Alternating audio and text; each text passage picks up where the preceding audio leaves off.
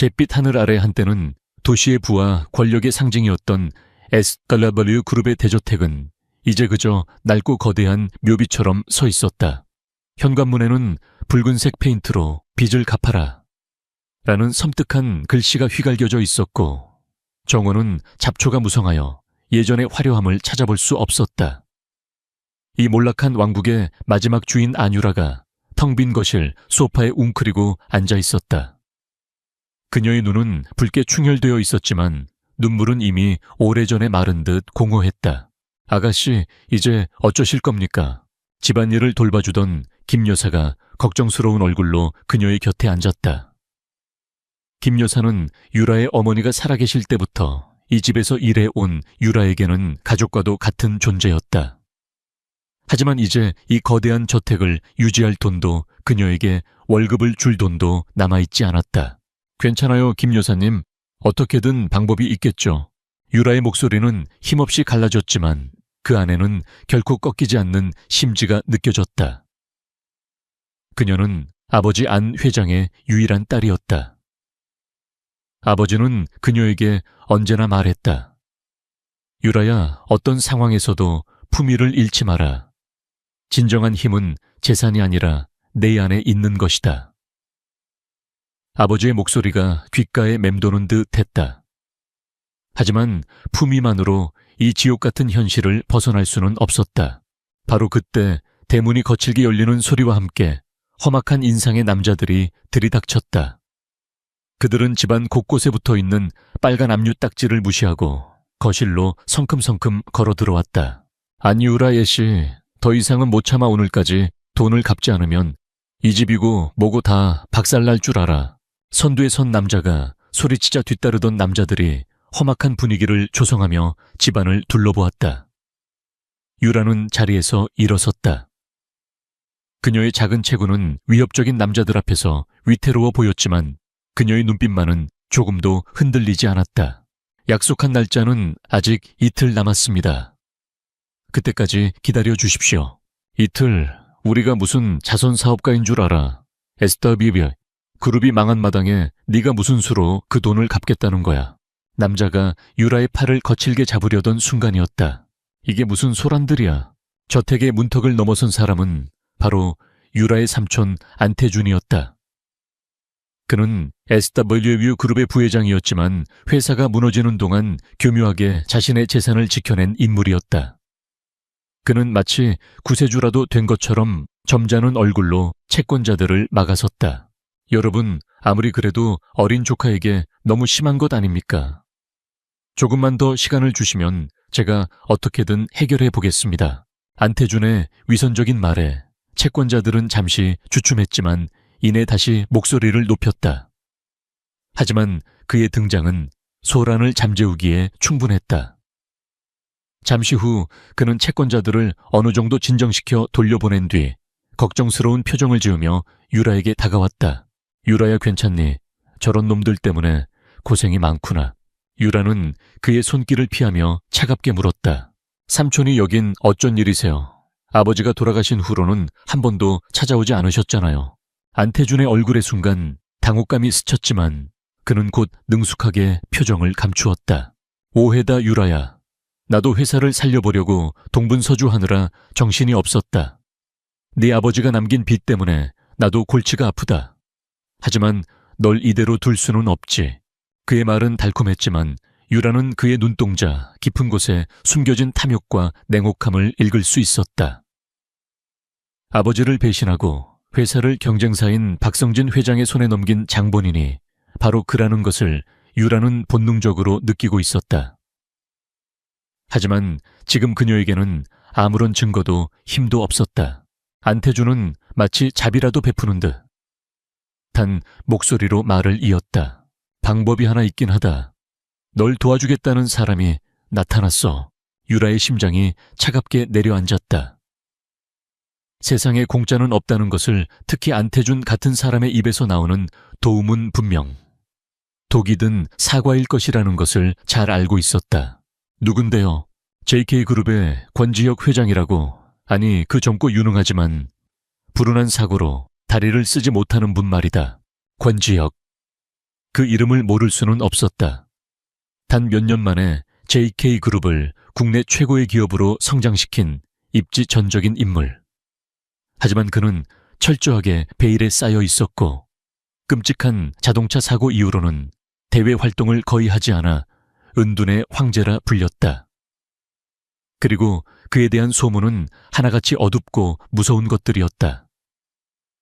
냉혹하고 무자비하며 자신의 목적을 위해서라면 어떤 수단과 방법도 가리지 않는다는, 그분이 너와의 결혼을 원하고 있다. 안태준의 입에서 나온 말은 천둥소리처럼 유라의 머릿속을 울렸다. 결혼. 생면부지에 그것도 하반신 마비라는 소문이 파다한 남자와의 결혼. 말도 안 돼요. 제가 왜? 말이 안 되긴, 이게 지금 네가 처한 현실을 벗어날 유일한 기회다. 권지혁 회장이 너와 결혼하는 조건으로 SMW 그룹의 모든 빚을 청산해주겠다고 했어. 이 집도 지킬 수 있고 더 이상 저런 깡패들에게 시달리지 않아도 된다고. 안태준은 거의 소리를 지르듯 말했다. 그의 얼굴에는 조카의 미래를 걱정하는 기색은 전혀 없었다. 오직 이 골치 아픈 거래를 성사시키고 싶어하는 조급함만이 가득했다. 유라는 깨달았다. 이것은 도움이 아니라 자신을 팔아넘기는 인신매매나 다름없었다. 삼촌은 그녀를 권지혁에게 팔아넘기고 그 대가로 무언가를 얻어내려는 속셈이었다. 생각할 시간을 주세요. 생각할 시간이 어디 있어. 오늘 안에 결정하지 않으면 이 제안은 없던 일이 될 거다. 잘 생각해봐라. 이대로 길거리에 나앉아서 평생 빚쟁이로 살 것인지 아니면 JK그룹의 안주인이 되어 모든 것을 되돌릴 것인지. 안태준은 그 말을 남기고 냉정하게 돌아섰다. 거실에는 다시 정막이 흘렀다. 유라는 힘없이 소파에 주저앉았다. 눈앞이 캄캄했다. 아버지의 얼굴, 회사의 직원들 행복했던 지난 날들이 주마등처럼 스쳐 지나갔다. 이대로 무너질 수는 없었다.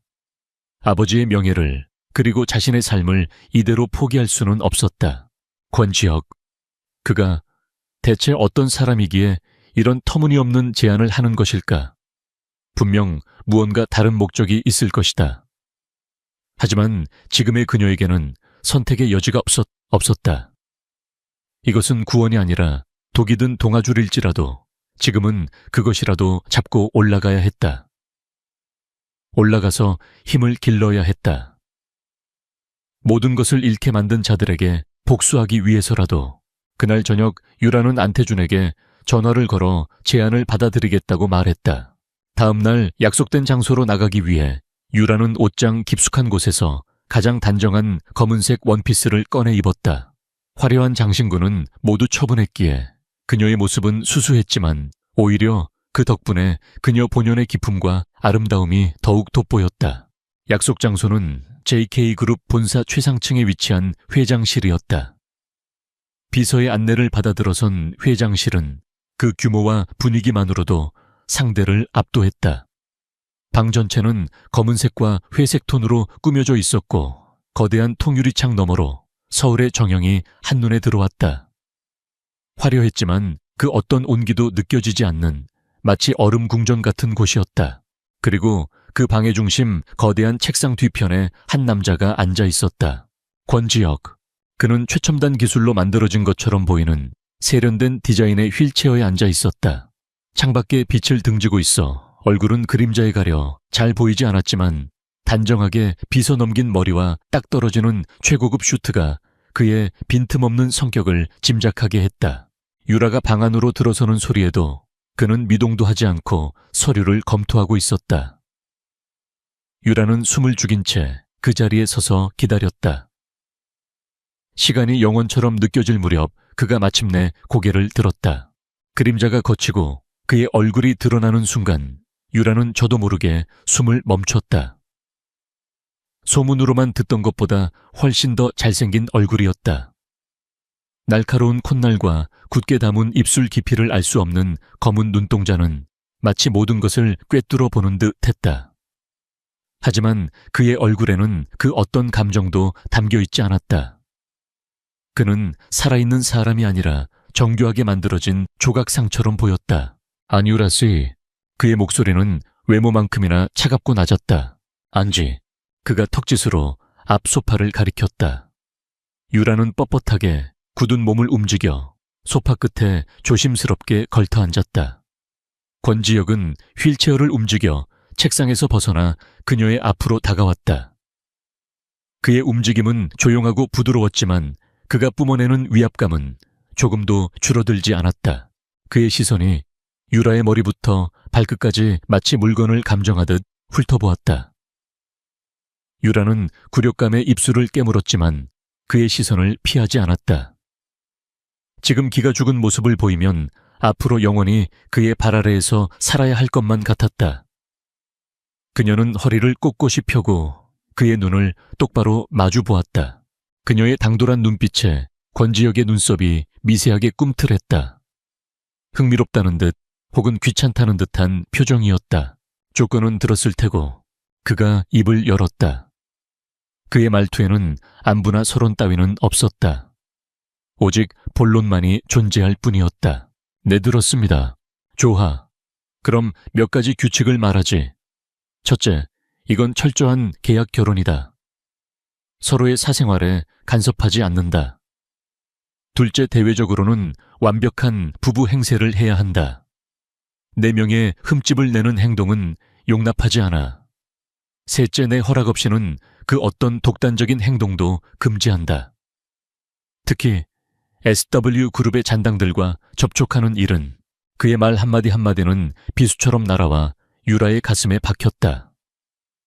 그는 그녀를 아내로 맞이하는 것이 아니라 값비싼 장식품이나 애완동물을 드리는 것처럼 취급하고 있었다. 제가 얻는 것은 빛청산뿐인가요? 유라가 용기를 내어 물었다. 이대로 끌려갈 수만은 없었다. 권지혁의 입가에 처음으로 희미한 비웃음 같은 것이 걸렸다. 욕심이 많군. 좋아, 안주인으로서의 품위 유지비는 충분히 지급지. 충분히 지급하지. 네가 다시 일어서고 싶다면 그 정도는 지원해주겠다. 하지만 명심해. 모든 것은 내 통제에 있어야 한다. 그의 눈빛은 마치 이렇게 말하는 듯했다. 너는 내 새장 안에 갇힌 새일 뿐이니 감히 날아갈 생각은 하지 마라. 유라는 주먹을 꽉 쥐었다. 굴욕스러웠지만 지금은 참아야 했다. 이것이 그녀가 선택한 길이었다. 알겠습니다. 그 조건 받아들이죠. 그녀의 대답에 권지혁은 만족한 듯 고개를 끄덕였다. 그는 서랍에서 서류 한 장을 꺼내 테이블 위로 밀었다. 혼인 계약서였다. 사인해. 유라는 떨리는 손으로 펜을 잡았다. 자신의 이름 석자를 써놓는 순간 그녀의 삶은 돌이킬 수 없는 강을 건너게 될 것이다. 그녀는 잠시 망설이다가 이내 단호한 필체로 서명을 마쳤다. 서명이 끝나자마자 권지혁은 비서를 불렀다. 김비서 결혼식은 일주일 뒤에 최대한 간소하게 진행하도록. 그리고 오늘부터 안유라 씨는 저택으로 들어와 지내게 될 거다. 필요한 것들을 준비해. 모든 것이 일사천리로 진행되었다. 유라는 마치 꿈을 꾸는 것처럼, 아니, 악몽 속에 있는 것처럼 멍한 기분으로 그의 지시를 듣고 있었다. 그녀에게는 거부할 권리도 의견을 말할 권리도 없었다. 모든 이야기가 끝나고 유라가 자리에서 일어나려 할 때 권지혁이 나지막이 그녀를 불렀다. 안유라 씨. 유라가 돌아보자 그의 깊은 눈동자가 그녀를 똑바로 응시하고 있었다. 이 결혼이 너에게는 지옥이 될 수도 혹은 기회가 될 수도 있다. 선택은 네가 하기 나름이야. 그의 의미심장한 말을 끝으로 두 사람의 위험한 계약이 시작되었다. 유라는 이것이 자신을 시험하는 거대한 무대의 시작일 뿐이라는 것을 아직은 알지 못했다. 권지혁의 저택으로 향하는 차 안에서 안유라는 창밖으로 빠르게 스쳐 지나가는 풍경을 멍하니 바라보았다. 방금 전까지 머물렀던 추억과 슬픔이 뒤섞인 자신의 집이 점차 시야에서 사라지자 비로소 현실이 피부에 와닿았다. 그녀는 이제 더 이상 SWU 그룹의 안유라가 아니었다. 오늘부터 그녀의 이름 앞에는 JK 그룹 권지혁 회장의 아내라는 화려하지만 차가운 족쇄 같은 수식어가 붙게 될 터였다. 차가 도착한 곳은 서울 외곽의 한적한 부촌에 위치한 거대한 저택이었다. 높은 담장과 굳게 닫힌 철문은 외부 세계와의 완벽한 단절을 선언하는 듯했다. 차가 안으로 들어서자 현대적인 디자인의 거대한 본체 건물이 모습을 드러냈다. 건물은 온통 회색빛과 검은색의 석재, 그리고 차가운 유리로 이루어져 있어 마치 요새나 미술관을 연상시켰다. 넓게 펼쳐진 정원은 완벽하게 관리되고 있었지만 다채로운 꽃보다는 기하학적인 모양으로 다듬어진 나무와 조각품들이 줄을 이루고 있어 생기보다는 정적인 아름다움을 강조했다. 모든 것이 권지혁이라는 남자를 닮아 있었다. 완벽하고 빈틈없으며 그리고 서늘했다. 차가 멈추자 운전기사가 내려 정중하게 문을 열어주었다. 유라가 차에서 내리자 중년의 여인이 현관 앞에서 그녀를 기다리고 있었다. 단정하게 빗어넘긴 머리에 칼같이 다림질된 정장을 입은 그녀는 무표정한 얼굴로 유라에게 고개를 숙였다. 처음 뵙겠습니다, 사모님. 저는 이 저택의 집사 오미선입니다. 회장님께서는 회사에 일이 남아 늦으실 겁니다. 먼저 안으로 드시죠. 오 집사의 목소리는 기계처럼 감정이 없었고 사모님이라는 호칭 역시 의무감에서 나오는 것처럼 들렸다. 유라는 그녀의 안내를 따라 저택 안으로 들어섰다. 내부는 외부에서 본 것 이상으로 넓고 화려했다. 높은 천장에는 거대한 크리스털 샹들리에가 달려 있었고 바닥은 반짝이는 대리석으로 되어 있어 유라의 구두 소리가 유난히 크게 울렸다.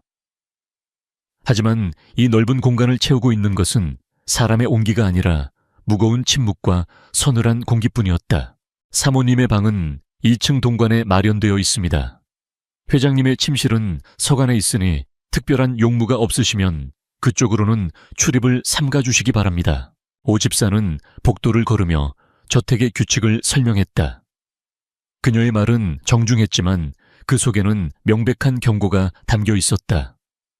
이곳에서 당신은 안주인이지만 모든 것이 권지혁의 규칙 아래 움직인다는 것을 잊지 말라는.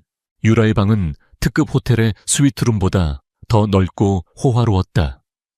방 안에는 침실과 서재, 그리고 거대한 드레스룸과 욕실이 딸려 있었다.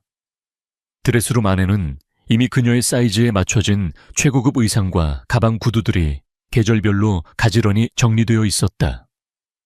누군가는 꿈꿀 법한 삶이었지만 유라에게는 이 모든 것이 아름다운 감옥의 일부처럼 느껴졌다. 필요한 것이 있으시면 언제든 호출해 주십시오. 식사는 정해진 시간에 준비됩니다. 저녁 식사는 6시입니다. 오 집사는 필요한 말을 모두 마쳤다는 듯 다시 한번 고개를 숙이고 방을 나갔다. 쿵하고 문이 닫히는 소리가 마치 세상과 단절되는 소리처럼 들렸다. 유라는 힘없이 침대 위에 걸터 앉았다. 너무나도 넓고 낯선 공간에 홀로 남겨지자 참아왔던 외로움과 불안감이 파도처럼 밀려왔다. 이곳에서 살아남아야 한다. 그녀는 스스로에게 다짐했다. 살아남아서 아버지의 죽음과 회사의 몰락 뒤에 숨겨진 진실을 밝혀내야 했다. 그러기 위해서는 먼저 권지혁이라는 남자에 대해 알아야 했다. 그가 왜 자신과의 결혼을 선택했는지, 그의 진짜 목적은 무엇인지 알아내야만 했다. 저녁 후 6시 유라는 오 집사의 안내를 받아 1층의 거대한 식당으로 내려갔다. 긴 테이블의 한쪽 끝에는 이미 권지혁이 휠체어에 앉아 신문을 보고 있었다. 그는 유라가 들어서는 것을 보고도 눈길 한번 주지 않았다. 유라는 그의 맞은편 테이블의 다른 쪽 끝에 마련된 자리에 앉았다. 두 사람의 거리는 너무나도 멀어서 함께 식사를 하는 부부라기보다는 서로를 감시하는 적처럼 보였다. 하인들이 조용히 음식을 차려놓고 물러가자 식당에는 오직 식기가 부딪히는 소리만이 어색하게 울려 퍼졌다. 권지혁은 한마디 말도 없이 식사에만 집중했다. 그의 식사 예절은 완벽했지만 그 모습은 음식을 즐기는 것이 아니라 연료를 보충하는 기계처럼 무미건조했다. 유라는 어색한 침묵을 깨고 먼저 말을 걸 용기가 나지 않았다. 그렇게 숨막히는 식사가 거의 끝나갈 무렵 권지혁이 마침내 입을 열었다. 내일 오전 병원에 가야 하니 준비하도록. 그의 목소리는 여전히 차가웠다. 병원에는 왜 가시는 겁니까? 내 다리 상태를 확인하는 정기 검진이다. 대외적으로 우리는 사랑해서 결혼한 부부여야 하니 당연히 아내가 동행해야겠지. 가서 어떻게 행동해야 할지는 알아서 판단하도록. 쓸데없는 질문이나 동정심 따위는 집어치우고 그는 유라의 대답을 들을 생각도 없다는 듯 냅킨으로 입을 닦고 휠체어를 돌려 식당을 나가버렸다. 남겨진 유라는 씁쓸한 기분에 더 이상 음식을 넘길 수 없었다. 그에게 그녀는 오직 아내라는 역할을 수행하기 위한 도구일 뿐이었다. 다음 날 아침 유라는 권지혁과 함께 병원으로 향했다. 병원은 JK그룹이 운영하는 곳으로 그가 도착하자 병원장이 직접 나와 그들을 맞이했다. 권지혁은 사람들의 과도한 친절과 동정 어린 시선에 익숙한 듯 그 모든 것을 무시하며 굳은 표정으로 진료실로 향했다. 유라는 그의 뒤를 따르며 자신도 모르게 그의 휠체어를 밀어주려 했다. 손대지 마. 그의 나직하지만 단호한 목소리가 유라의 행동을 멈추게 했다. 유라는 무안함에 얼굴을 붉히며 손을 거두었다. 그가 자신의 나약한 모습을 남에게 보이는 것을 얼마나 싫어하는지, 그리고 그 나약함을 동정의 대상으로 여기는 것을 얼마나 경멸하는지 알 수 있었다. 진료와 물리치료가 진행되는 동안 유라는 멀찍이 떨어져서 그를 지켜보았다. 의사와 치료사들은 그의 다리 상태에 대해 전문적인 용어를 써가며 대화했지만 유라는 그들의 표정에서 희망보다는 체념을 읽을 수 있었다. 권지혁은 그 모든 과정을 무표정하게 받아들일 뿐이었다. 그런데 바로 그때 유라는 무언가 이상한 점을 발견했다. 물리치료사가 그의 왼쪽 다리에 특정 근육을 자극했을 때 그의 미간이 아주 미세하게 찌푸려졌다가 펴지는 것을 본 것이다. 그것은 통증이나 불편함에 대한 무의식적인 반응처럼 보였다. 그리고 그의 손 휠체어 팔걸이를 잡고 있던 그의 손가락들이 순간적으로 강하게 말아 쥐어지는 것을 놓치지 않았다. 감각이 전혀 없는 게 아닐지도 몰라. 아주 작은 가능성이었지만 그 생각은 유라의 머릿속을 떠나지 않았다. 만약 그가 아주 조금이라도 감각이 남아있다면 왜 완벽하게 하반신이 마비된 것처럼 행동하는 것일까? 저택으로 돌아온 후에도 그 의문은 계속되었다. 그날 밤 유라는 잠을 이룰 수 없었다. 그녀는 조심스럽게 방을 나와 복도로 향했다. 저택은 쥐 죽은 듯 조용했고 어둠에 잠겨 있었다. 그녀의 목적지는 서간 권지혁의 공간이었다. 오 집사의 경고가 마음에 걸렸지만 그녀는 무언가를 확인해야만 했다. 그녀는 발소리를 죽여 서간 복도를 걸었다. 권지혁의 침실로 보이는 방문 앞에서 멈춰 섰을 때 안에서 희미한 불빛이 새어나오고 있었다. 그리고 아주 작은 규칙적인 소리가 들려왔다. 유라는 호기심을 참지 못하고 문틈으로 조심스럽게 안을 엿보았다. 그리고 그녀는 믿을 수 없는 광경을 목격했다. 방 안에는 각종 재활기구들이 놓여 있었고 권지혁은 휠체어에서 내려와 보조기구에 의지한 채 힘겹게 서 있었다. 그의 온몸은 땀으로 흠뻑 젖어 있었고 굳게 담은 입술 사이로 거친 숨소리가 새어나왔다. 그는 단 한 걸음 아주 작은 한 걸음을 내딛기 위해 온몸의 근육을 비틀며 사투를 벌이고 있었다. 낮에 보았던 냉혹한 총수의 모습은 온데간데 없고 오직 절망과 싸우는 한 남자의 처절한 의지만이 그곳에 있었다. 그 순간 힘이 다한 듯 그의 몸이 휘청거렸다. 유라는 저도 모르게 작은 비명을 지를 뻔했지만 가까스로 입을 막았다. 권지혁은 간신히 기구에 몸을 의지해 넘어지지 않았다. 그는 잠시 숨을 고르더니 다시 이를 악물고 운동을 계속했다. 유라는 조용히 그 자리에서 물러나 자신의 방으로 돌아왔다. 심장이 미친 듯이 뛰고 있었다. 그는 포기하지 않았다.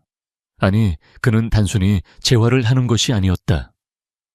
그의 모습에서는 재활 이상의 어떤 비밀스러운 목적을 향한 집념이 느껴졌다. 그는 무언가를 숨기고 있었다. 그의 장애는 어쩌면 그의 가장 강력한 무기이자 방패일지도 모른다는 생각이 들었다. 그날 이후 유라는 그를 대하는 태도를 바꾸었다. 더 이상 그를 동정하지도 두려워하지도 않았다. 대신 그녀는 예리한 관찰자가 되기로 했다. 그의 작은 습관, 무심코 내뱉는 말, 주변 사람들과의 관계, 그 모든 것에서 단서를 찾기 시작했다. 며칠 뒤 유라는 저택의 서재를 정리하다가 우연히 낡은 앨범 하나를 발견했다. 앨범에는 권지혁의 어린 시절 사진들이 담겨 있었다.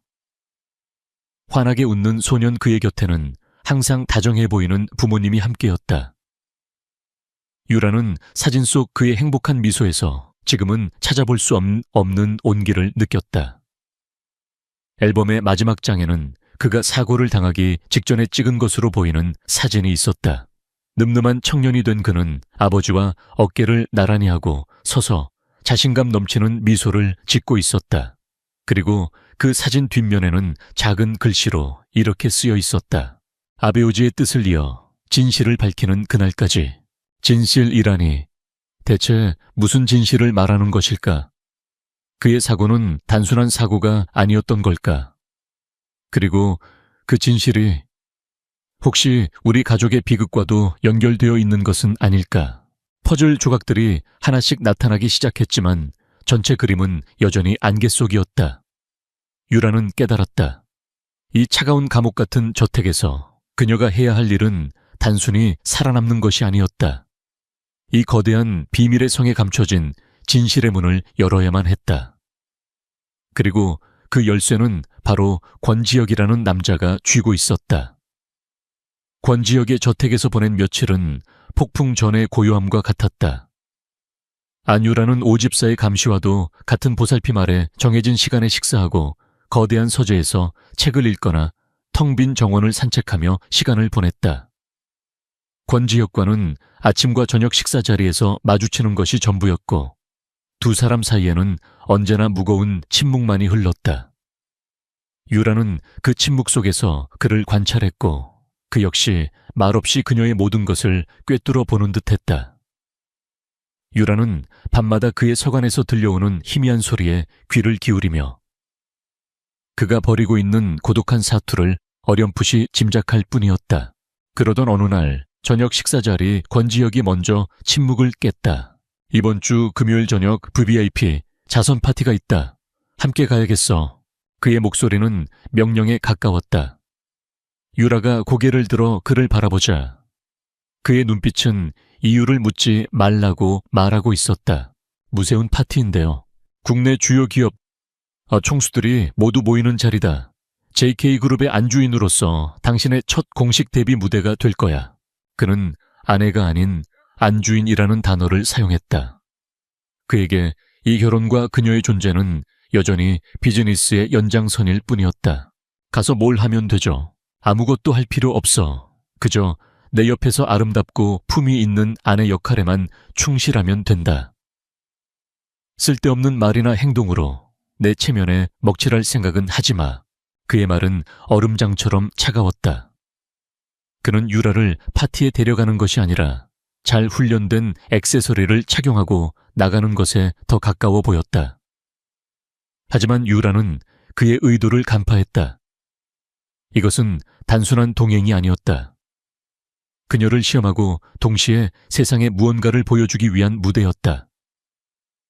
어쩌면 그 무대에는 그녀가 가장 마주치고 싶지 않은 인물들도 올라와 있을 터였다. 유라는 긴장감에 마른 입술을 축였다. 알겠습니다. 회장님 명예에 누가 되지 않도록 하죠. 그녀는 담담하게 대답했다.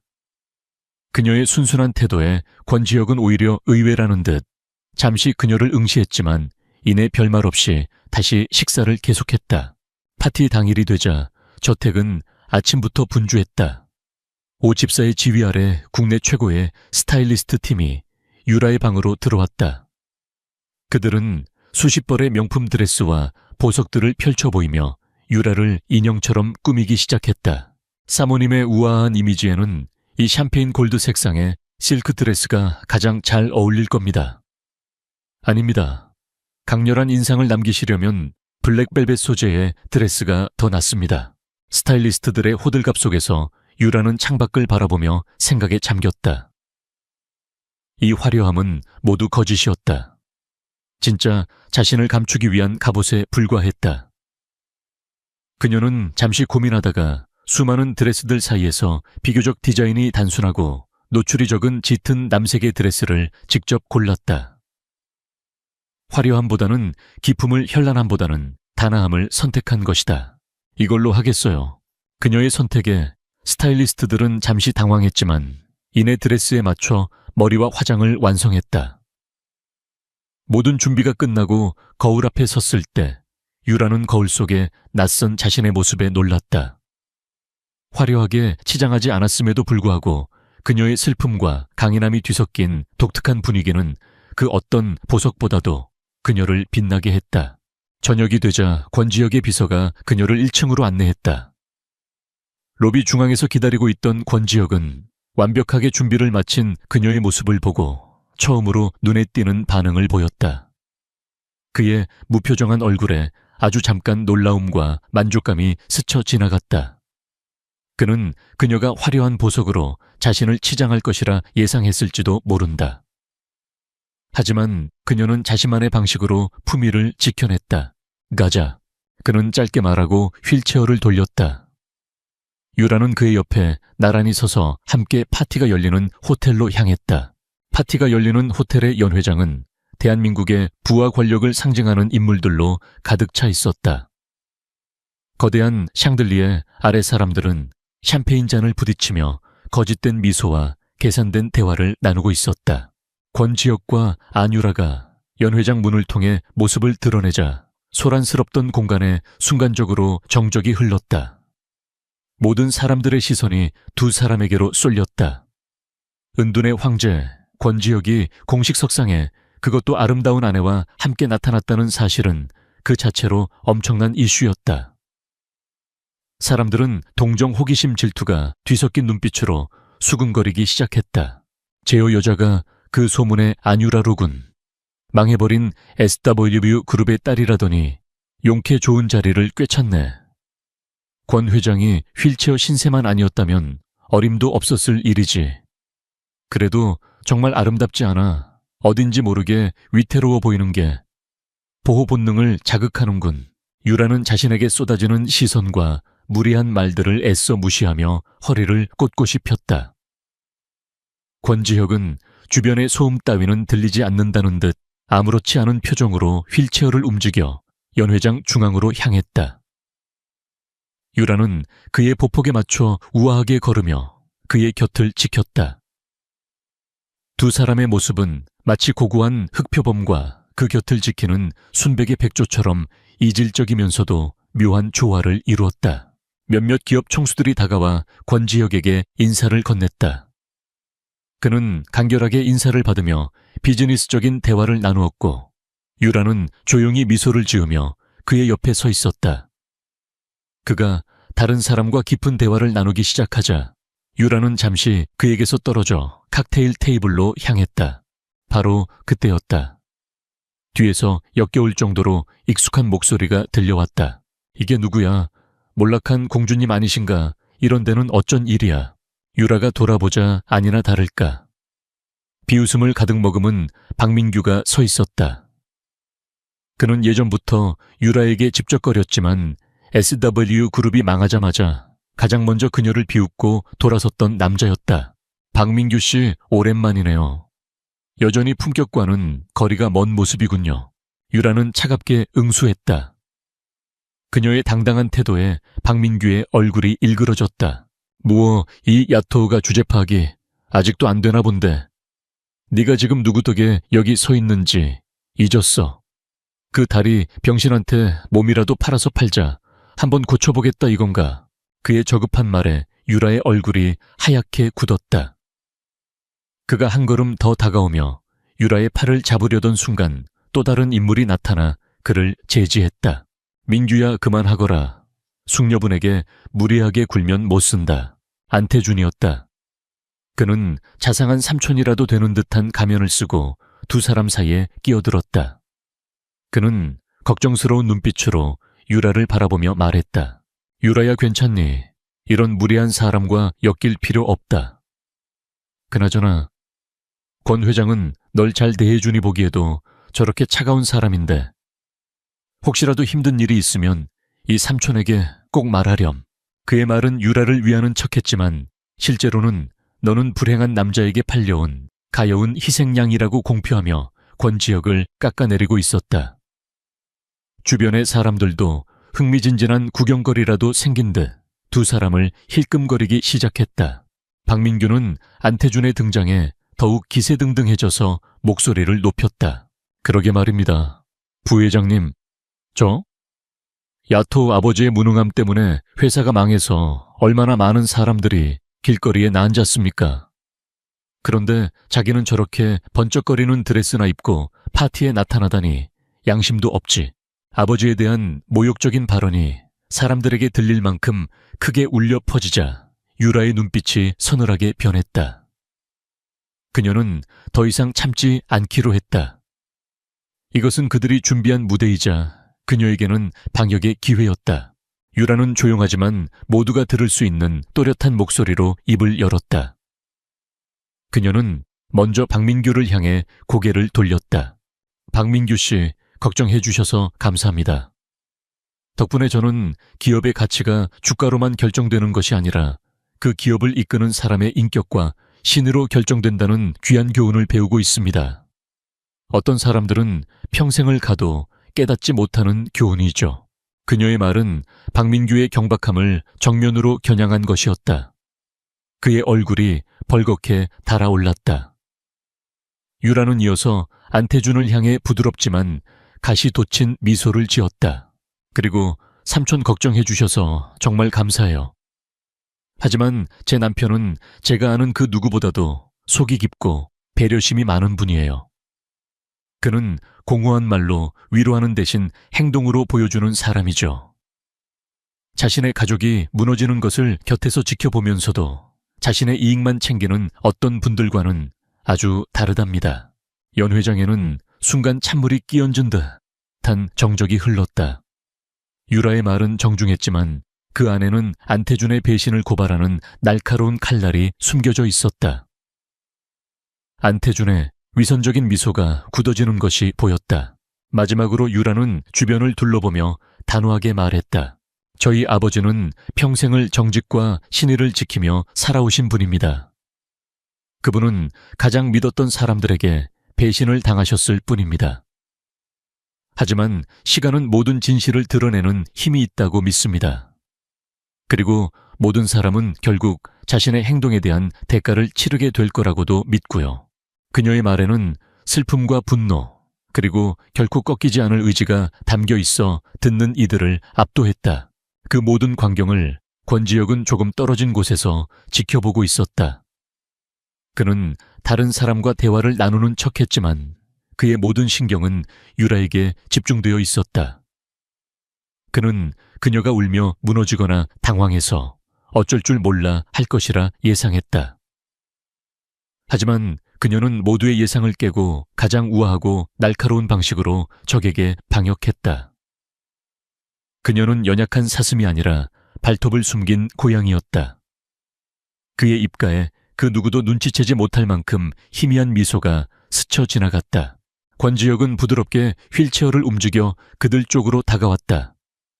그는 자연스럽게 유라의 허리를 감싸 안으며 자신 쪽으로 그녀를 끌어당겼다. 그 친밀한 행동에 유라는 물론 주변 사람들 모두가 놀랐다. 여보, 이분들이 당신을 귀찮게 하고 있었나?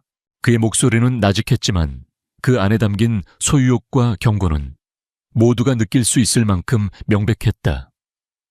그는 박민규와 안태준에게는 눈길조차 주지 않고 오직 유라만을 다정한 눈빛으로 바라보았다. 그리고는 고개를 돌려 안태준을 향해 차가운 미소를 지었다. 안 부회장님, 제 아내를 챙겨주시는 마음은 감사합니다만 이제 그 역할은 제가 할 겁니다. 그의 말은 완벽한 선전포고였다. 안유라는 이제 당신들이 함부로 건드릴 수 있는 존재가 아니라 JK그룹 권지혁의 보호 아래 있는 사람이라는 것을. 안태준과 박민규는 아무 말도 못한 채 굴욕감에 얼굴만 붉힐 뿐이었다. 권지혁은 그들을 더 이상 상대할 가치도 없다는 듯 유라의 허리를 감싼 채 다른 곳으로 이동했다. 수고했어. 그가 유라의 귓가에 나지막이 속삭였다. 그녀의 연극에 대한 칭찬인지 진심 어린 격려인지 알 수 없었지만 그 한마디에 유라는 자신을 짓누르던 긴장감이 조금은 풀리는 것을 느꼈다. 그날 밤 두 사람 사이를 가로막고 있던 얼음벽에 아주 작은 균열이 생기기 시작했다. 자선 파티가 끝나고 저택으로 돌아오는 차 안은 무거운 침묵에 잠겨 있었다. 하지만 이전의 어색하고 차가운 침묵과는 그 결이 달랐다. 안유라는 창밖의 야경을 보는 척하며 곁에 앉은 권지혁을 힐끔거렸다. 그는 눈을 감고 있었지만 잠든 것 같지는 않았다. 파티장에서 보았던 그의 단호한 모습과 귓가에 속삭였던 나직한 목소리가 계속해서 뇌리를 맴돌았다. 처음으로 유라는 그에게서 남편이라는 역할 뒤에 숨겨진 진짜 모습을 본 것 같았다. 저택에 도착하여 오 집사의 마중을 받으며 안으로 들어섰을 때 권지혁이 휠체어를 멈추고 유라를 불렀다. 내 서재로 잠시 오지. 그의 말에 오 집사의 눈썹이 살짝 올라갔다. 서관에 있는 그의 서재는 그 누구의 출입도 허락되지 않는 권지혁만의 성역과도 같은 곳이었기 때문이다. 유라 역시 조금 놀랐지만 묵묵히 고개를 끄덕이고 그의 뒤를 따랐다. 서재는 그의 성격을 그대로 보여주는 공간이었다.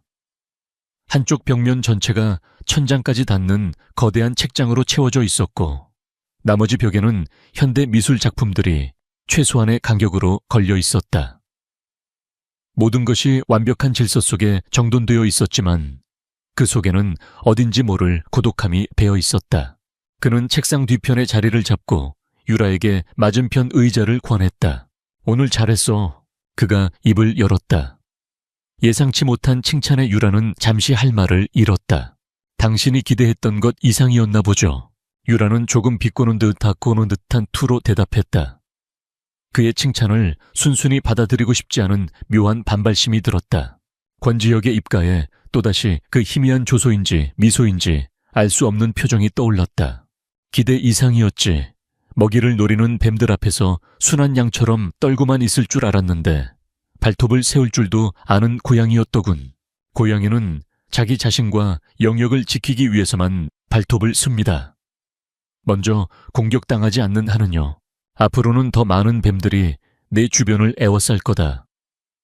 안태준과 박성진 회장, 그들은 오늘 밤의 굴욕을 쉽게 잊지 않을 테니까. 그래도 계속 그렇게 발톱을 쓸 자신 있나? 그의 눈빛은 그녀를 시험하고 있었다. 이 위험한 게임에 동참할 자격이 있는지를. 유라는 그의 시선을 피하지 않고 똑바로 마주 보았다. 저는 더 이상 잃을 게 없는 사람입니다. 하지만 되찾아야 할 것은 아주 많죠. 그러기 위해서라면 발톱이 아니라 칼이라도 들 겁니다. 그녀의 단호한 대답에 권지혁은 잠시 아무 말도 하지 않았다. 그는 서랍에서 작은 USB 하나를 꺼내 그녀에게 건넸다. 이 안에 뭐가 들어있는데요. SW 그룹이 무너지기 전 내부 회계 자료 일부다. 내 아버지의 개인 비서였던 사람이 몰래 빼돌려 내게 가져왔더군. 아마 안태준의 비자금 내역과 연관된 자료일 거야. 하지만 암호화되어 있어 쉽게 열어보진 못할 거다. 유라의 심장이 세차게 뛰기 시작했다. 이것은 단순한 자료가 아니었다. 복수를 향한 첫 번째 무기였다. 왜? 이걸 저에게 주시는 거죠. 내 아버지가 남긴 회사니까. 주인이 직접 확인하는 게 맞겠지. 그리고 네가 어디까지 파헤칠 수 있는지 보고 싶어졌어. 그의 말은 여전히 차가웠지만 그 안에는 아주 희미한 동맹에 대한 제안 같은 것이 담겨 있었다. 그는 그녀를 더 이상 장식품으로 취급하는 것이 아니라 가능성을 가진 파트너로서 시험대에 올려놓은 것이다. 그날 이후 유라는 서재에서 대부분의 시간을 보냈다. 권지혁은 놀랍게도 그녀가 자신의 서재를 자유롭게 사용하는 것을 허락했다. 유라는 낮에는 아버지가 남긴 경영학 서적들과 법률 관련 책들을 탐독하며 스스로를 단련시켰고, 밤에는 USB 안에 암호화된 파일을 풀기 위해 매달렸다. SW 그룹에서 자라면서 어깨너머로 배운 지식과 그녀 특유의 총명함이 더해져 그녀는 조금씩 암호의 패턴을 파악해 나가기 시작했다. 그러던 어느 날 유라는 권지혁의 책상 위에서 우연히 낡은 의료기록 파일 하나를 발견했다. 파일에는 교통사고 초기 진단 소견서라고 적혀 있었다. 호기심을 참지 못한 유라는 조심스럽게 파일을 열어보았다. 파일 안에는 사고 당시의 끔찍한 사진들과 함께 그의 상태를 기록한 의사의 소견이 적혀 있었다. 척수 손상으로 인한 하반신 완전 마비, 회복 가능성 거의 없음. 그런데 서류의 마지막 장에서 유라는 이상한 점을 발견했다. 소견서 아래쪽에 다른 필체로 급하게 휘갈겨 쓴 듯한 메모가 붙어 있었다. 외부 충격에 의한 일시적 쇼크 가능성 배제할 수 없음. 추가 정밀 검사 필요. 강주혁 교수. 강주혁이라는 이름이 낯익었다. 유라는 기억을 더듬었다. 그는 국내 최고의 신경외과 권위자이자 권지혁의 아버지인 선대 회장의 오랜 친구였던 인물이었다. 하지만 그는 몇 년 전 갑자기 병원을 그만두고 해외로 떠났다고 알려져 있었다. 일시적 쇼크 가능성. 그렇다면 그의 상태가 완전 마비가 아닐 수도 있다는 뜻이었다. 공식적인 진단서와는 완전히 다른 소견이었다. 유라는 밤에 몰래 보았던 재활기구에 의지해 사투를 벌이던 그의 모습을 떠올렸다. 그리고 병원에서 보았던 그의 미세한 반응들까지. 모든 퍼즐 조각이 하나의 가능성을 가리키고 있었다. 그는 걸을 수 있다. 혹은 걸을 수 있게 될 가능성이 있다. 그런데 왜 모든 사람을 속이고 있는 것일까? 한편 유라와 권지혁의 동맹을 눈치챈 안태준과 태평양 그룹의 박성진 회장은 불안감을 감추지 못했다. 그들은 자신들의 비밀스러운 사무실에서 만나 대책을 논의하고 있었다. 권지혁 그놈이 안유라를 등에 업고 우리 뒤를 캐기 시작한 것 같습니다. 자선 파티에서의 일만 봐도 보통 내기가 아닙니다. 안태준이 초조한 목소리로 말했다. 박성재는 와인 잔을 돌리며 음흉하게 웃었다. 너무 걱정하지 말게. 다리 병신 하나랑 세상 물정 모르는 계집애 하나가 뭘 할 수 있겠나. 그래도 싹수는 미리 잘라두는 게 좋겠지. 무세운 계획이라도 있으십니까? 권지혁이 요즘 추진하고 있는 신재생 에너지 사업이 있지. 그 사업의 핵심 기술을 가진 해외 파트너사에 손을 좀 써놨네. JK그룹에 대한 안 좋은 소문을 흘리고 더 좋은 조건을 제시해서 계약을 우리 쪽으로 돌리도록 말이야. 사업에 큰 차질이 생기면 그놈도 제 코가 석자라 우리에게 신경 쓸 틈이 없을 걸세. 역시 회장님이십니다. 그렇다면 안유라는 어떻게 할까요? 그 계집애한테는 과거의 악몽을 다시 한번 선물해줘야지. SW 그룹의 몰락이 단순히 경영 실패 때문이 아니라 지 아비의 비리 때문이었다는 소문을 퍼뜨리는 거야. 증거 돈으로 만들면 그만이지. 아비의 명예까지 더럽혀지면 제정신으로 버티기 힘들걸. 두 늙은 여우의 눈빛이 탐욕과 음모로 번뜩였다. 며칠 후 그들의 계획은 실행에 옮겨졌다. 언론에서는 출처를 알 수 없는 기사들이 쏟아져 나오기 시작했다. JK그룹의 신사업이 기술 유출 문제로 난관에 부딪혔다는 이야기와 함께 고 안 회장이 분식회계와 비자금 조성을 통해 회사를 위기에 빠뜨렸다는 악의적인 루머가 퍼져나갔다. 유라는 인터넷을 통해 기사들을 접하고 손을 부들부들 떨었다. 돌아가신 아버지를 향한 인격적인 모독에 피가 거꾸로 솟는 것 같았다. 그녀는 당장이라도 뛰쳐나가 모든 것이 거짓이라고 소리치고 싶었지만 그럴수록 적들의 의도에 말려드는 꼴이라는 것을 알고 있었다. 그날 저녁 유라는 무거운 마음으로 권지혁의 서재로 향했다. 그 역시 좋지 않은 소식들을 접했을 터였다. 아니나 다를까 서재 안의 공기는 얼음장처럼 차가웠다. 그는 휠체어에 앉아 통유리창 밖에 어두운 도시를 내려다보고 있었다. 기사, 봤습니다. 유라가 조심스럽게 입을 열었다. 예상했던 일이야.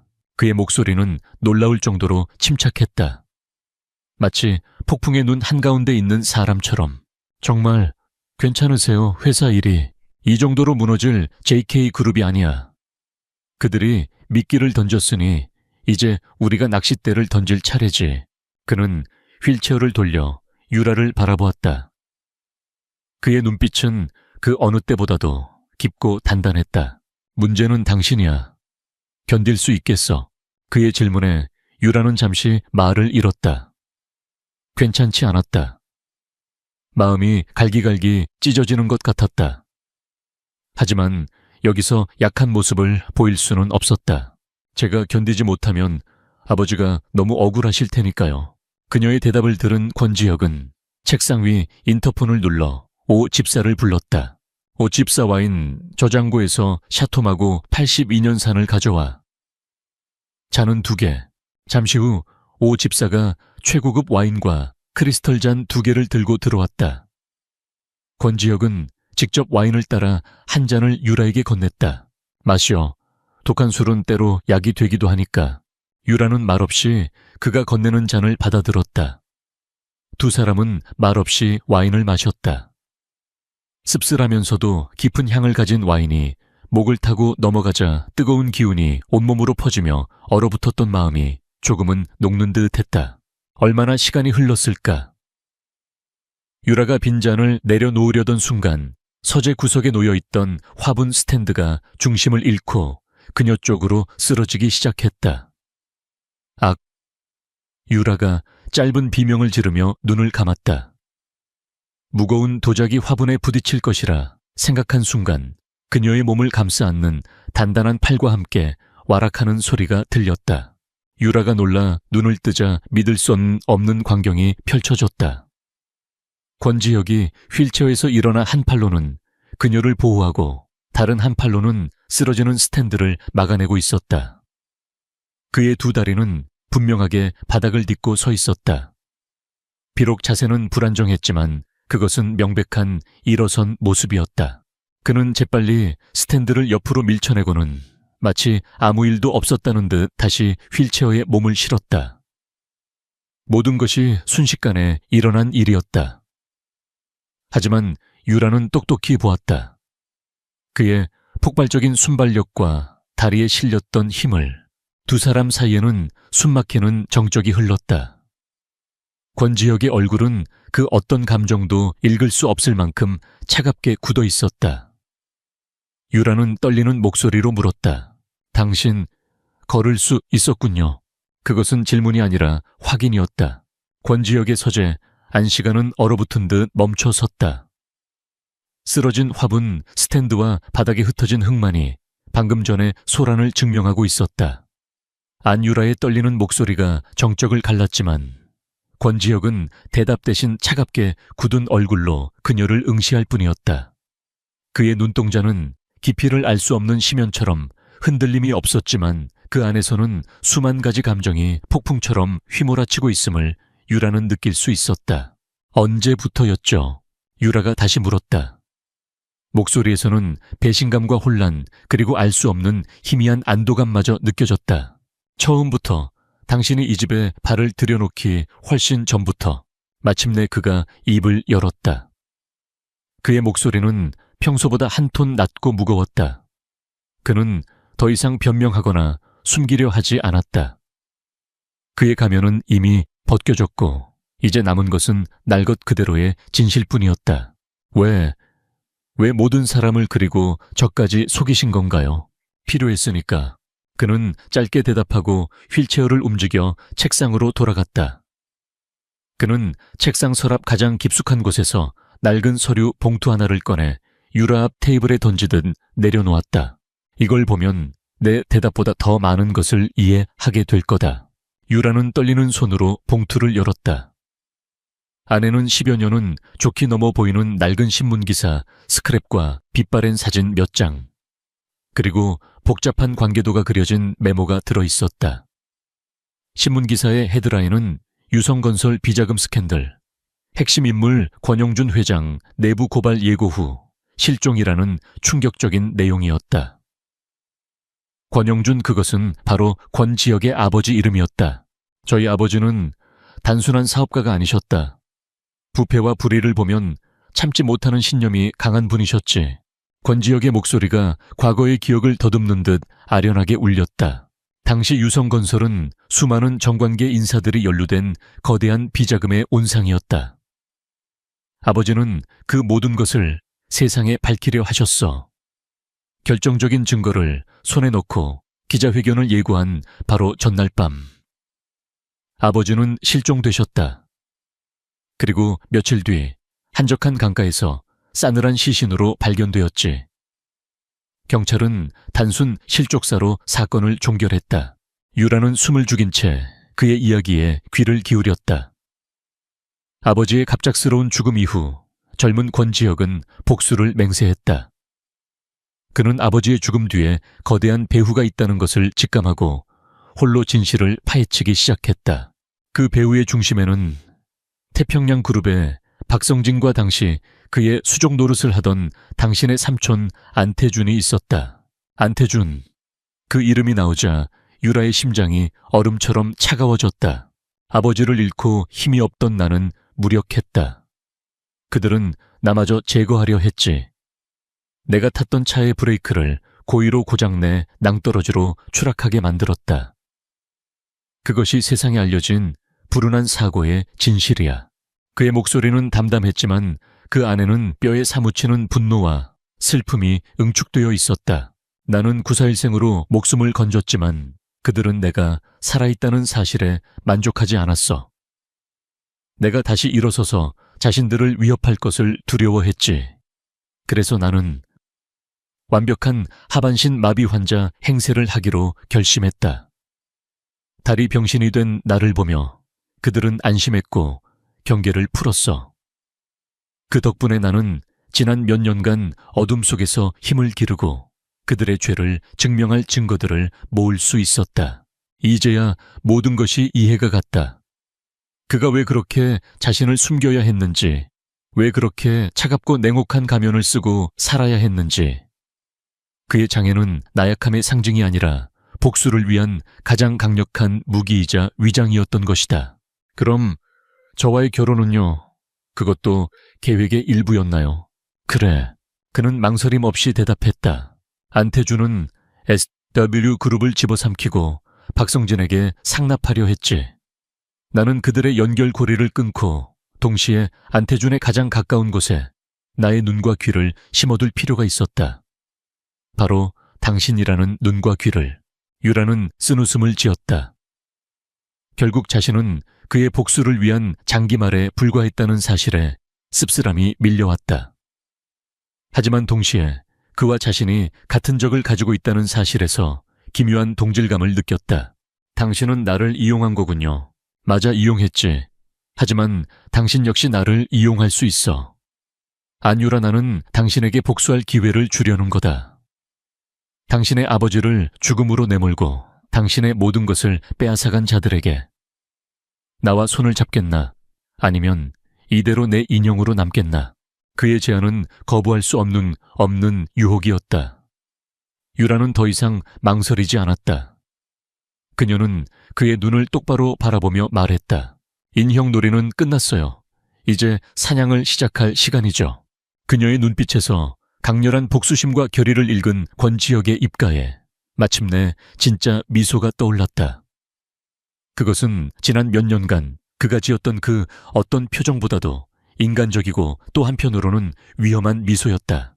바로 그 순간 서재의 문이 거칠게 열리며 피투성이가 된 경호원 한 명이 비틀거리며 들어왔다. 회장님, 귀한들입니다. 저택에 침입. 말을 차에 끝마치기도 전에 경호원은 정신을 잃고 쓰러졌다. 거의 동시에 검은 복면을 쓴 남자 여럿이 서재로 들이닥쳤다. 그들의 손에는 날카로운 칼과 둥이가 들려 있었다. 권지혁, 내놈의 운도 여기까지다. 선두에 선 남자가 소리치며 휠체어에 앉은 권지혁에게 달려들었다. 안태준과 박성진이 보낸 자들이 분명했다. 그들은 권지혁의 사업이 회복될 기미를 보이자 더 이상 기다리지 않고 가장 극단적인 방법을 선택한 것이다. 유라는 비명을 지르며 권지혁의 앞을 막아서려 했다. 하지만 괴한은 거칠게 그녀를 밀쳐냈다. 비켜, 계집애야. 유라가 바닥에 넘어지고 괴한의 칼날이 권지혁의 목을 향해 날아드는 절체절명의 순간이었다. 그때 아무도 예상하지 못한 일이 벌어졌다. 번쩍하는 소리와 함께 권지혁의 손에 들려있던 묵직한 책이 괴한의 손목을 강타했다. 괴한이 고통에 찬 비명을 지르며 칼을 놓치자 권지혁은 그 틈을 놓치지 않았다. 그는 휠체어에서 용수철처럼 튀어올랐다. 일어섰다는 표현으로는 부족했다. 그는 마치 압축되었다가 폭발하는 스프링처럼 눈으로 따라갈 수 없는 속도로 바닥을 박차고 날아올랐다. 뭐야, 너. 괴한들은 자신들의 눈앞에 펼쳐진 광경을 믿을 수 없다는 듯 경악했다. 하반신 마비라던 남자가 두 발로 굳건히 서서 자신들을 살기 어린 눈으로 노려보고 있었다. 권지혁은 아무 말도 하지 않았다. 그의 온몸에서 뿜어져 나오는 분노와 살기는 서재안의 공기를 얼어붙게 만들었다. 그는 가장 가까이 있던 괴한의 멱살을 잡아 벽으로 던져버렸다. 쿵 하는 소리와 함께 남자는 비명 한 번 지르지 못하고 쓰러졌다. 이럴 수가. 속았다, 모두 죽여. 정신을 차린 괴한들이 한꺼번에 그에게 달려들었다. 하지만 그들의 움직임은 훈련된 포식자 앞에 어설픈 사냥감에 불과했다. 권지혁의 움직임은 군더더기 없이 간결하고 치명적이었다. 그는 상대의 공격을 가볍게 피하며 급소를 정확하게 가격했다. 팔꿈치로 명치를 찍고 손날로 목을 치고 무릎으로 관절을 꺾었다. 그의 싸움 방식은 화려하지 않았지만 오직 상대를 무력화시키는 데에만 집중된 실전 무술이었다. 지난 몇 년간 그는 어둠 속에서 재활 훈련뿐만이 아니라 이런 날을 대비한 처절한 단련을 계속해왔던 것이다. 유라는 넘어진 자리에서 일어나 숨을 죽인 채 그 광경을 지켜보았다. 저것이 그의 진짜 모습이었다. 휠체어라는 족쇄에서 풀려난 맹수 분노로 단련된 인간 병기. 그의 모든 움직임에는 아버지의 복수와 자신의 삶을 되찾기 위한 처절한 의지가 담겨 있었다. 몇 분도 차에되지 않아 서재에 들어왔던 괴한들은 모두 바닥에 쓰러져 신음하고 있었다. 권지혁은 거친 숨을 몰아쉬며 방 중앙에 서 있었다. 그의 셔츠는 땀으로 젖어 있었고 입가에는 피가 묻어 있었지만 그의 눈빛은 오히려 더욱 형형하게 빛나고 있었다. 그는 천천히 유레게로 걸어왔다. 그의 한 걸음 한 걸음은 더 이상 비밀이 아니었다. 그것은 진실을 향한 그리고 복수를 향한 선포였다. 그는 그녀 앞에 멈춰서서 손을 내밀었다. 괜찮아. 그의 목소리는 여전히 낮았지만 그 안에는 이전에는 없었던 따뜻한 온기가 담겨 있었다.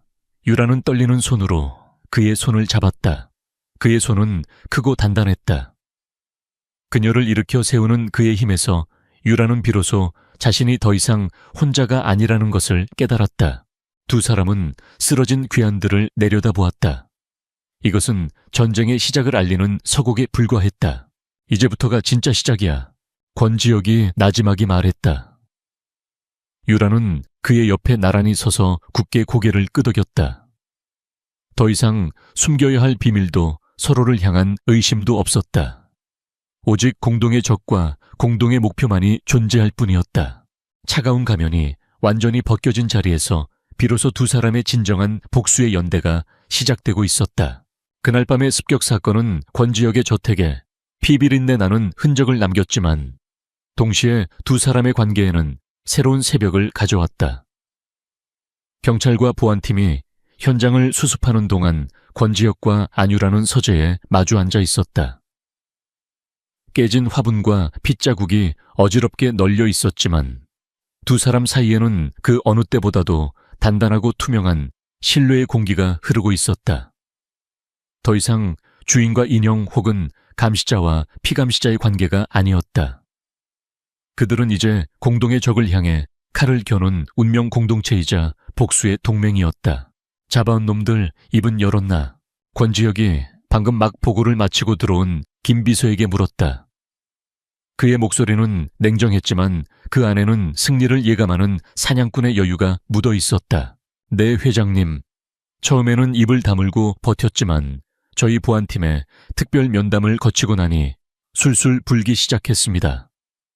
안태준 부회장이 직접 사주한 것이 맞고 태평양 그룹 박성진 회장의 자금 지원이 있었다는 증거까지 확보했습니다. 김 비서는 권지혁의 가장 충직한 수족이자 그의 비밀 계획을 처음부터 알고 있던 몇 안 되는 인물 중 하나였다. 그는 유라를 향해 정중하게 고개를 숙였다. 이전의 사무적인 태도와는 달리 그의 눈빛에는 진심 어린 존중이 담겨 있었다. 그동안 사모님께 결례가 많았습니다. 회장님의 깊은 뜻을 이제야 모두 헤아리게 되었습니다. 아니에요, 김 비서님. 저라도 그랬을 겁니다. 유라는 담담하게 미소 지었다. 권지혁은 김 비서에게 뒷수습을 지시하고 다시 유라에게 시선을 돌렸다. 이제 놈들은 우리가 모든 것을 알고 있다는 사실을 알게 되겠지. 아마 마지막 발악을 준비할 거다. 시간이 많지 않아. 뭘 하면 될까요? 제가 도울 수 있는 일이라면 뭐든지 하겠어요. 유라의 눈이 결의에 차 불타고 있었다. 슬픔에 잠겨있던 무기력한 공주가 아니라 자신의 왕국을 되찾기 위해 전장에 나선 여왕의 모습이었다. 권지혁은 서재 한쪽에 숨겨져 있던 거대한 스크린을 내렸다. 스크린에는 태평양 그룹과 구 SW 그룹의 지배 구조 자금 흐름, 그리고 주요 인물들의 관계도가 복잡하게 얽혀 있었다. 지난 몇 년간 그가 어둠 속에서 수집한 정보의 집약체였다. 이것이 우리가 무너뜨려야 할 제국이다. 그는 레이저 포인터로 스크린의 한 부분을 가리켰다. 그곳에는 안태준과 박성진의 이름이 가장 위에 자리하고 있었다. 박성진은 정관계에 깊숙이 뇌물을 뿌려 자신만의 카르텔을 형성했어. 안태준은 그 카르텔의 자금줄 역할을 하며 SW 그룹의 자산을 빼돌려 상납해왔지.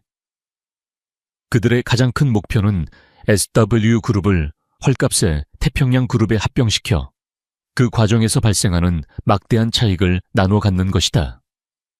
그 합병 계약이 체결되는 날이 바로 다음 주에 열릴 임시 주주총회일이야. 주주총회, 그 자리에서 모든 것을 끝내야 한다는 거군요.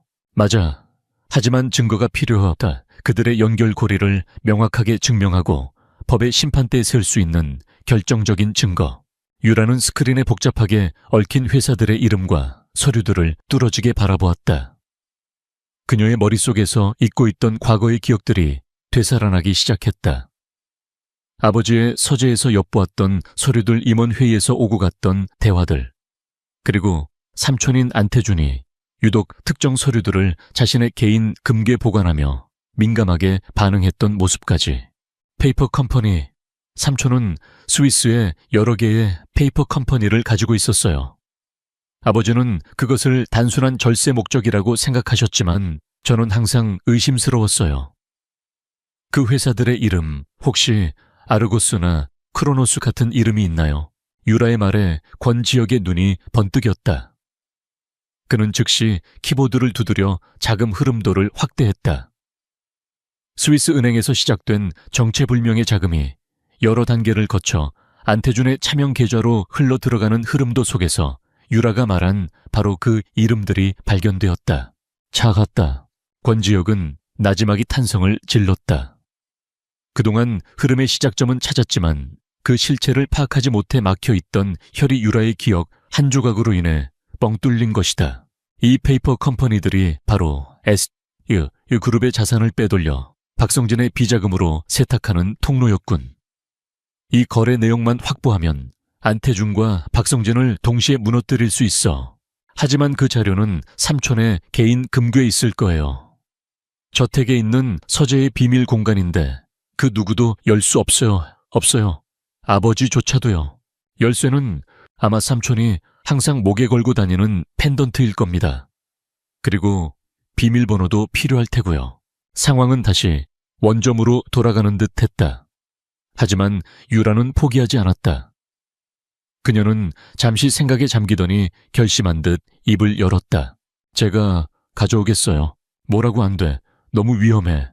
권지혁이 단호하게 반대했다. 이제 막 서로의 존재를 확인했는데 그녀를 다시 적의 소굴로 보낼 수는 없었다. 아니요. 저만이 할 수 있는 일이에요. 삼촌은 저를 의심하지 않을 거예요. 아버지를 잃고 충격에 빠져 의지할 곳을 찾는 가련한 조카 행세를 하면 분명 경계를 풀 겁니다. 다음 주가 아버지의 기일이에요. 제사를 핑계로 저택에 찾아갈 명분도 있고요. 유라의 계획은 대담하고 위험했지만 동시에 가장 현실적인 방법이기도 했다. 권지혁은 그녀의 얼굴에 서린 굳은 결의를 보며 잠시 갈등했다. 그녀를 위험에 빠뜨리고 싶지 않은 마음과 그녀를 믿고 이 싸움을 함께하고 싶은 마음이 충돌했다. 나와 함께 가겠다. 밖에서 무슨 일이 생기면 바로 진입할 수 있도록 준비하지.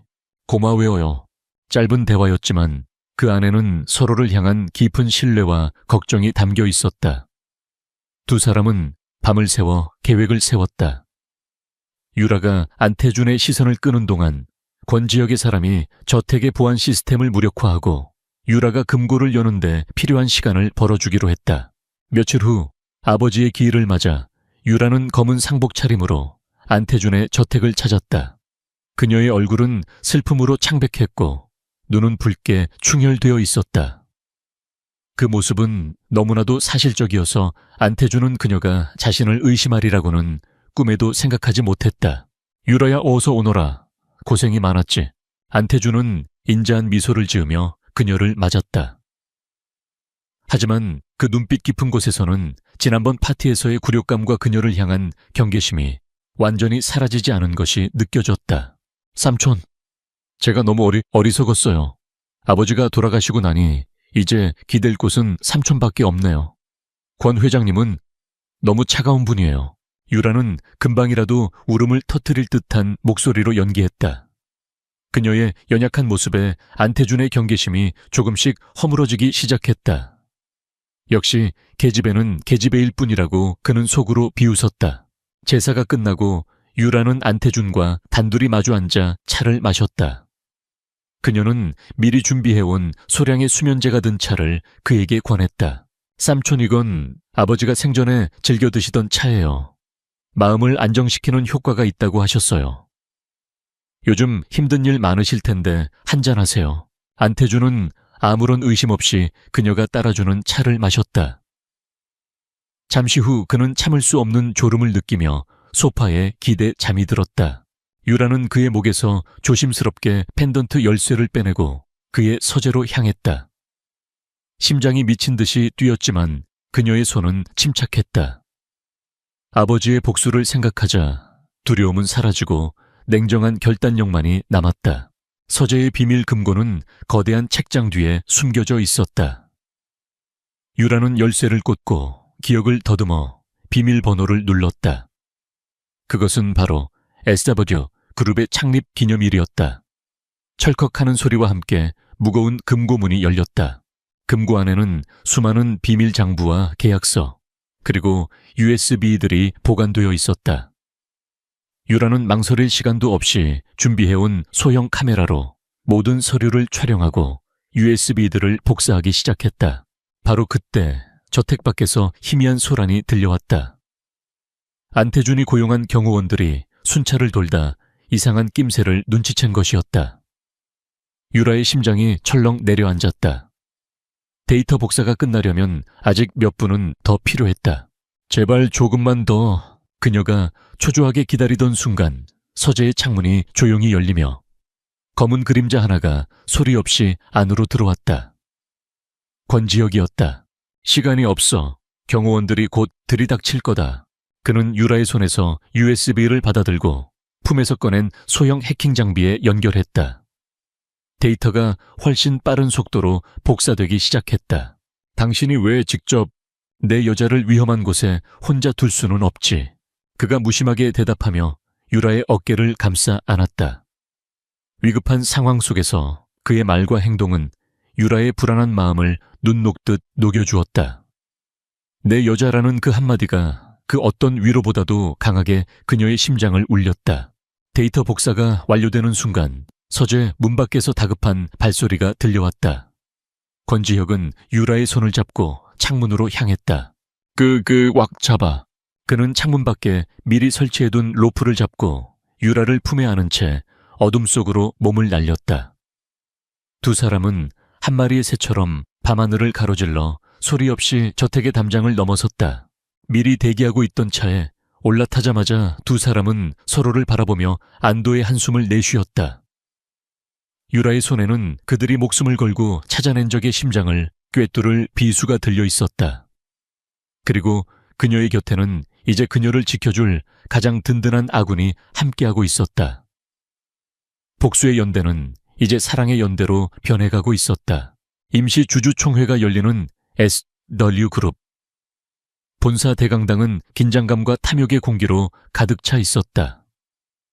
안태준과 박성진은 단상 위 가장 상석에 앉아 만족스러운 미소를 지으며 주주들의 보고를 받고 있었다. 모든 것이 그들의 계획대로 순조롭게 진행되고 있었다. 오늘 태평양 그룹과의 합병 계약서에 서명만 하면 SW 그룹은 역사 속으로 사라지고 막대한 부가 그들의 손에 들어올 터였다. 주주들 대부분은 이미 그들의 돈과 권력에 매수되거나 협박당해 합병안에 찬성표를 던질 준비를 마친 상태였다. 그럼 이상으로 SW 그룹과 태평양 그룹의 합병안에 대한 설명을 마치겠습니다. 주주 여러분의 현명한 판단을 기대합니다. 안태준이 위선적인 목소리로 연설을 마치고 의결을 선포하려던 순간이었다. 잠깐만요. 강당의 육중한 문이 열리며 모든 사람의 예상을 깨는 인물이 등장했다. 죽은 줄로만 알았던 혹은 영원히 몰락했을 거라 생각했던 SW 그룹의 진정한 주인 안유라였다. 그녀는 슬픔에 잠긴 상복 대신 당당하고 기품 있는 흰색 정장을 입고 있었다. 그녀의 곁에는 마치 충직한 기사처럼 그녀를 호위하는 김비서가 함께였다. 모든 사람들의 시선이 그녀에게 쏠렸다. 강당은 찬물을 끼얹은 듯 조용해졌다. 안태준과 박성진의 얼굴이 당혹감과 분노로 굳어졌다. 내가 여길 어디라고 당장 끌어내지 못해. 안태준이 경호원들을 향해 소리쳤다. 하지만 경호원들은 섣불리 움직이지 못했다. 안유라가 품에서 주주 자격을 증명하는 서류를 꺼내 보였기 때문이다. 아버지가 그녀에게 남긴 얼마 되지 않지만 분명한 SW 그룹의 지분이었다. 제이오 역시 이 회사의 주주로서 이번 합병안에 대해 이의를 제기할 권리가 있습니다. 그리고 모든 주주님들께 진실을 알려야 할 의무도 있고요. 유라는 또렷하고 힘있는 목소리로 말했다. 그녀는 더 이상 바람 앞의 촛불처럼 위태로운 소녀가 아니었다. 시련을 통해 단련된 강철 같은 여인이 되어 돌아온 것이다. 박성진이 비웃으며 말했다. 진실 계집애가 뭘 안다고 여기서 소라냐. 아비가 말아먹은 회사를 어디서 감히. 제 아버지는 회사를 말아먹은 게 아닙니다.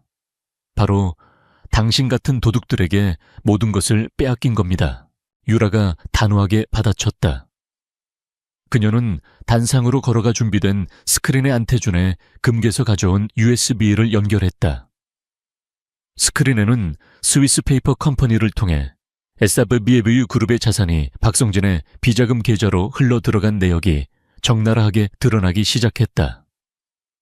돈의 흐름 비밀 계약서, 그리고 두 사람이 나눈 은밀한 대화 녹취까지. 이건 전부 조작이야. 거짓말이야.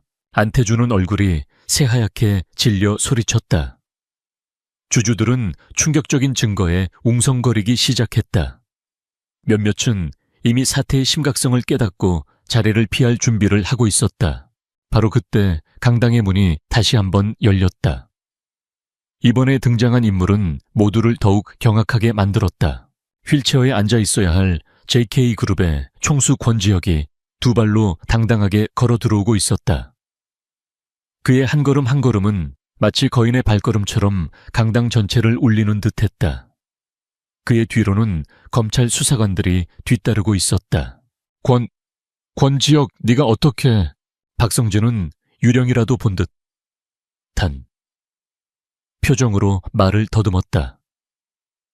그의 마지막 보루였던 다리 병신이라는 권지혁의 약점이 사라진 순간 그는 자신의 패배를 직감했다. 권지혁은 차가운 눈으로 단상 위에 두 사람을 쏘아보며 입을 열었다. 그의 목소리는 강당 전체에 울려 퍼질 만큼 낮고 위엄이 있었다. 박성진 그리고 안태준, 당신들의 더러운 연극은 이제 끝났다. 그는 10여 년 전 자신의 아버지가 남긴 마지막 증거물을 스크린에 띄웠다. 유성건설 비자금의 흐름과 그 중심에 박성진과 안태준이 있었다는 것을 증명하는 결정적인 서류였다. 나의 아버지는 당신들의 비리를 세상에 고발하려다 당신들 손에 돌아가셨다. 그리고 당신들은 나마저 죽이려 했지. 하지만 나는 살아남았고 오늘 바로 이 자리에서 아버지의 이름으로 당신들에게 정의의 심판을 내리겠다. 모든 진실이 밝혀지자 강당은 아수라장이 되었다. 검찰 수사관들이 단상으로 올라와 안태준과 박성진의 손에 차가운 수갑을 채웠다. 내가 이대로 끝날 것 같아. 박성진이 마지막 발악을 하며 경호원들에게 소리쳤다. 하지만 그를 따르는 사람은 아무도 없었다. 무너지는 배에서 가장 먼저 탈출하는 것은 쥐들이기 마련이다. 안태준은 모든 것을 체념한 듯 고개를 숙인 채 수갑을 받았다. 그의 탐욕스러운 제국은 한 줌의 재가 되어 무너져 내렸다. 사건이 모두 정리된 후 SU그룹 본사 옥상에서 권지혁과 안유라는 나란히 서서 노을 지는 도시를 내려다보고 있었다. 길고 길었던 복수는 끝이 났고 도시에는 평화로운 저녁이 찾아오고 있었다. 이제 정말 다 끝났네요. 유라가 나지막이 말했다. 그녀의 목소리에는 후련함과 함께 약간의 허무함이 섞여 있었다. 아니, 이제부터가 진짜 시작이야. 권지혁이 그녀의 어깨를 부드럽게 감싸 안으며 말했다. 그는 유라의 몸을 돌려 자신을 마주보게 했다. 그의 눈에는 이전에 볼 수 없었던 오직 한 사람만을 향한 깊고 따뜻한 사랑이 담겨 있었다. 안유라, 우리의 시작은 거짓과 복수였지만 그 과정 속에서 나는 진실한 사랑을 깨달았어. 당신이라는 사람이 없었다면 나는 여전히 어둠 속에서 홀로 분노를 삼키고 있었을 거다. 당신이 나의 빛이 되어주었어. 그는 품에서 작은 벨벳 상자를 꺼내 열었다. 상자 안에는 밤하늘의 별처럼 영롱하게 빛나는 다이아몬드 반지가 들어있었다. 그는 그녀 앞에서 한쪽 무릎을 꿇었다. 휠체어에 앉아있던 그의 모습이 아니라 한 남자로서 온전한 자신의 모습으로 나의 아내가 되어주겠어. 계약이 아닌 진짜 나의 가족, 나의 사랑, 나의 모든 것이 되어줘. 유라의 눈에서 뜨거운 눈물이 흘러내렸다. 그것은 슬픔의 눈물이 아닌 기쁨과 행복의 눈물이었다. 그녀는 고개를 끄덕이며 떨리는 목소리로 대답했다. 네, 그럴게요. 권지혁은 그녀의 손가락에 반지를 끼워주고 자리에서 일어나 그녀를 품에 가득 안았다. 두 사람은 노을빛으로 물든 하늘 아래에서 오랫동안 서로를 안고 있었다. 차가운 복수의 연대는 끝나고 이제 따뜻한 사랑의 연대가 시작되고 있었다. 몇 년 후 SW그룹은 안유라의 지휘 아래 예전의 명성을 되찾았고 JK그룹과의 전략적 제휴를 통해 더욱 강력한 기업으로 성장했다. 권지혁과 안유라의 이야기는 재계의 전설이 되었다. 위장과 시련으로 시작되었지만 결국 진정한 사랑과 정의를 이뤄낸 그들의 이야기는 많은 사람들에게 희망을 주었다. 두 사람은 예전에 그 차가운 저택이 아닌 햇살이 가득 들어오는 아담한 집에서 아이들의 웃음소리와 함께 행복한 나날을 보냈다. 때로는 과거의 상처가 희미하게 아려올 때도 있었지만 그들은 서로의 손을 잡고 미소 지으며 이야기하곤 했다. 모든 시련은 우리를 더 강하게 만들고 더 깊이 사랑하게 하기 위한 과정이었을 뿐이라고. 그렇게 그들의 동화는 오래오래 행복하게 살았답니다. 라는 완벽한 해피엔딩으로 막을 내렸다.